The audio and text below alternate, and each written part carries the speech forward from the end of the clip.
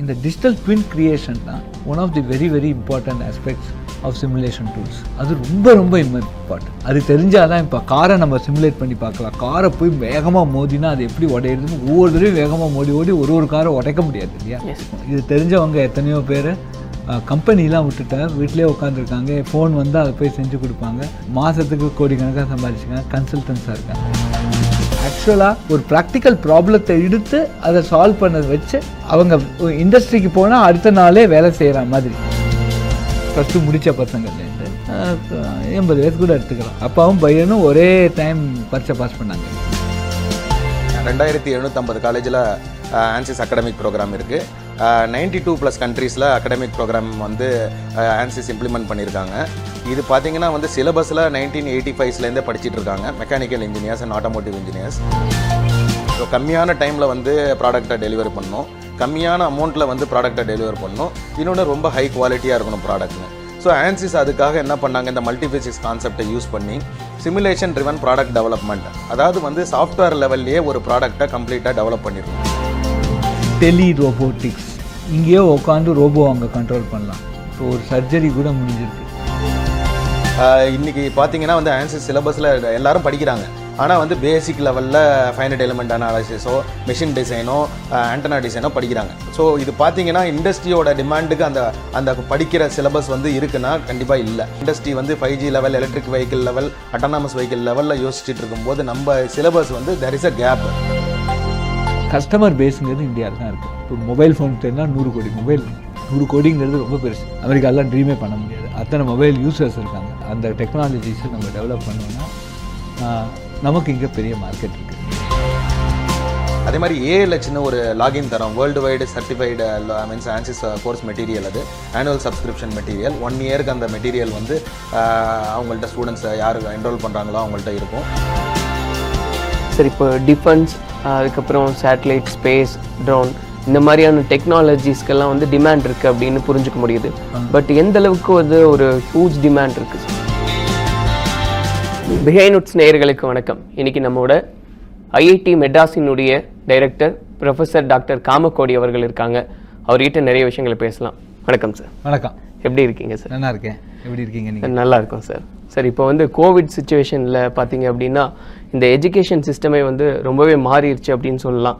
எல்லாமே ஆன்லைன் அப்படின்ற மாதிரி. ஸோ உங்களுடைய பார்வையில் அதை எப்படி நீங்கள் பார்க்குறீங்க? எதை நோக்கி இது நகருதுன்னு பார்க்குறீங்க சார்? நாங்கள் கொடுக்குற லெக்சர்ஸ் வந்து ஆன்லைனில் போகிறதுங்கிறது முன்னாடியே இருந்திருக்கு.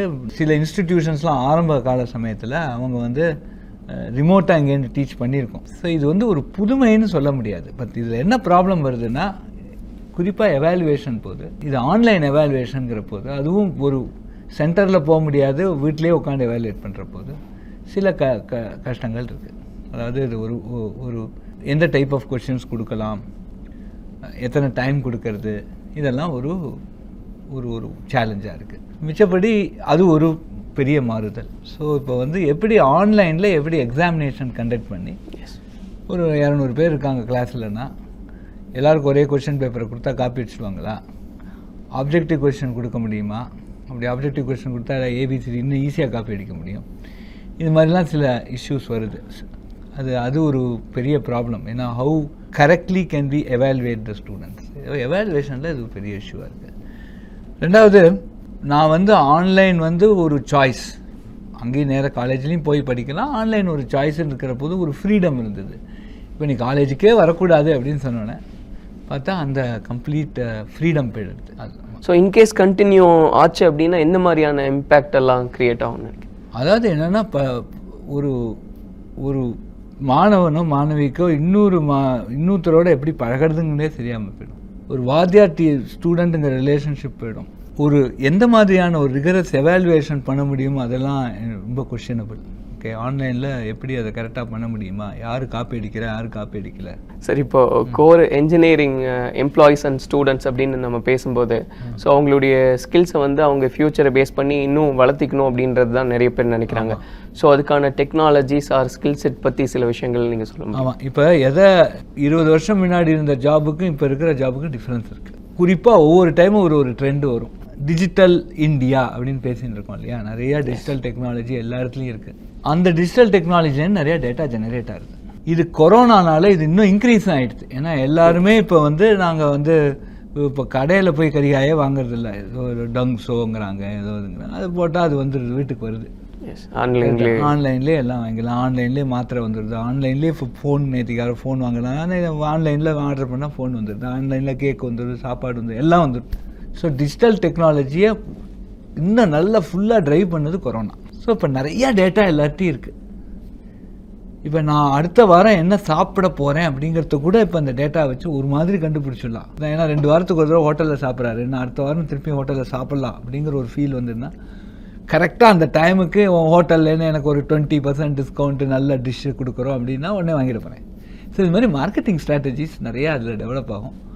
நிறையா காமர்ஸ் இருக்குது, இந்த ரீட்டைலில் நிறையா காமர்ஸ் இருக்குது, எல்லாமே டேட்டா ட்ரிவன். பெரிய ரீஃபோக்கஸ் ஆன் ரீஸ்கில்லிங், இதுவே யார் வேணால் எடுத்துக்கலாம். ஸோ இல்லை அதான் சார், யாரெல்லாம் +2 படிக்கிற பசங்கள்லேருந்து, +2 முடித்த பசங்கள்லேருந்து 80 வயசு கூட எடுத்துக்கலாம். அப்பாவும் பையனும் ஒரே டைம் பரீட்சை பாஸ் பண்ணாங்க. இதில் ஓகே, சைபர் ஃபிசிக்கல் சிஸ்டமில் அகெயின் நிறையா ஏரியாஸ் இருக்குது.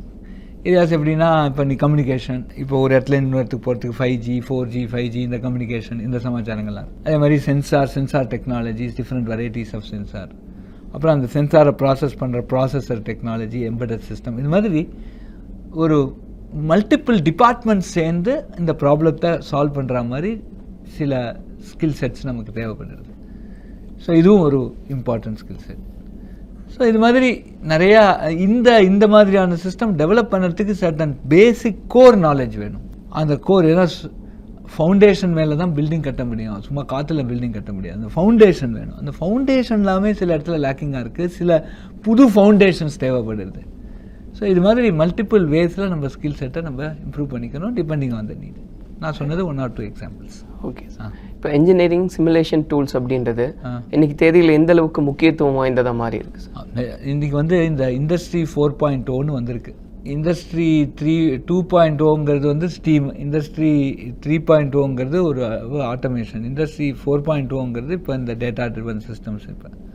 இப்போ இண்டஸ்ட்ரி 4.0ல் என்னென்னா புதுசாக நிறையா ஏரியாஸ் வந்திருக்கு. இப்போ ஃபார் எக்ஸாம்பிள் இப்போ டெலி ரோபோட்டிக்ஸ், இங்கேயோ உட்காந்து ரோபோ அங்கே கண்ட்ரோல் பண்ணலாம். இப்போ ஒரு சர்ஜரி கூட முடிஞ்சிருக்கு, ஏதோ ஒரு இடத்துலேருந்து உட்காந்து இன்னொரு இடத்துல சர்ஜரி. என்னால் டாக்டரால் அங்கே போக முடியாது, இங்கே உட்காந்து அவன் ரோபோ கை காலை ஆட்டுவான், அதை அங்கே சர்ஜரி பண்ணி கொடுத்துரும்.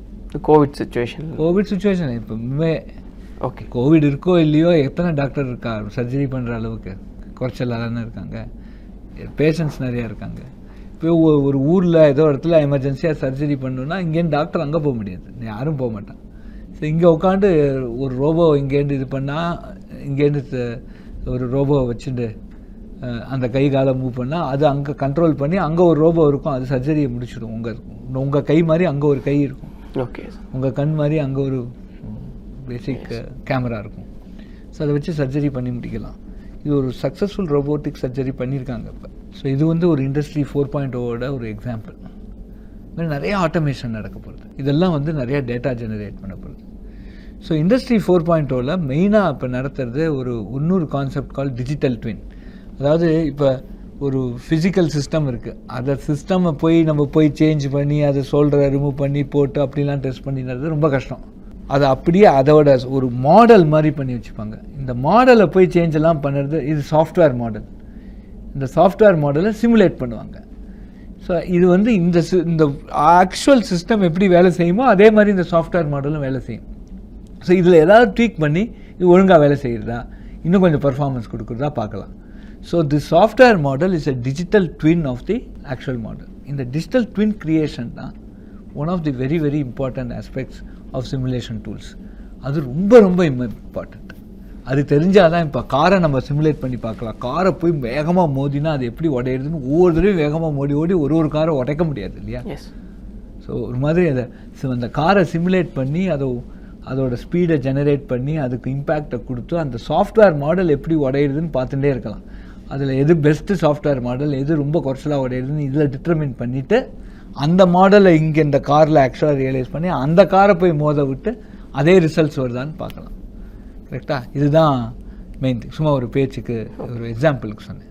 ஸோ இப்போ இதில் வேலை வாய்ப்புகள் அப்படின்னும் போது எந்த லெவலில் இருக்குது சார்? இது வேலை வாய்ப்புகள் இந்த மாதிரியான ஐடியாஸை தெரிஞ்சு இந்த அளவு டூல்ஸை கற்றுனவங்களே ரொம்ப குறைச்சலாக இருக்காங்க. ஓகே. ஸோ அந்த அளவு இப்போ இந்த டூலை பற்றி தெரிஞ்சுட்டு இது மாதிரி ஒரு சிமுலேஷன் டூல்ஸை பற்றி ஒரு ஓவரால் அண்டர்ஸ்டாண்டிங் இருந்ததுன்னா பயங்கரமான வேலை வாய்ப்பு இருக்கும். இது தெரிஞ்சவங்க எத்தனையோ பேர் கம்பெனிலாம் விட்டுட்டாங்க, வீட்டிலே உட்காந்துருக்காங்க. ஃபோன் வந்தால் அதை போய் செஞ்சு கொடுப்பாங்க. மாதத்துக்கு கோடிக்கணக்காக சம்பாதிச்சுக்காங்க. கன்சல்டன்ஸாக இருக்காங்க இந்த டூல்ஸ்லாம் தெரிஞ்சவங்க. அவங்கெல்லாம் ஒரு இடத்துல வேலை செய்ய மாட்டாங்க. யாருக்காவது ஏதாவது மேஜர் ப்ராப்ளம் தெரியலன்னா இவாளுக்கு ஃபோன் பண்ணுவாங்க. உடனே போவாங்க. அவங்களுக்கெல்லாம் ஃபுல் ஃப்ளைட்டு 5 ஸ்டார் ஹோட்டல் போட்டு ஜம்முன்னு இப்போ ஏன்னா விஷயம் இருக்குது. ஸோ இது மாதிரி இந்த ஸ்கில் செட்டு தெரிஞ்சவங்க ரொம்ப குறைச்சலாக இருக்காங்க. இதனால் வேலை வாய்ப்பு ரொம்ப அதிகமாக இருக்குது. ஸோ அந்த ஹியூஜ் டிமாண்ட் அப்படின்றது இருக்குது. ஹியூஜ் டிமாண்ட் நிச்சயமாக இருக்குது. ஹியூஜ் டிமாண்ட் கோர் இன்ஜினியரிங் ஜாபில் இருக்குது. அதனால் இதை கற்றுக்கணும். இந்த டூல்ஸை கற்றுக்கணும். அந்த பேசிக் மெக்கானிக்கல் நாலேஜும் வேணும். So mechanical or electronics or whatever that system knowledge இருந்துட்டுன்னா டெட்லி காம்பினேஷன்.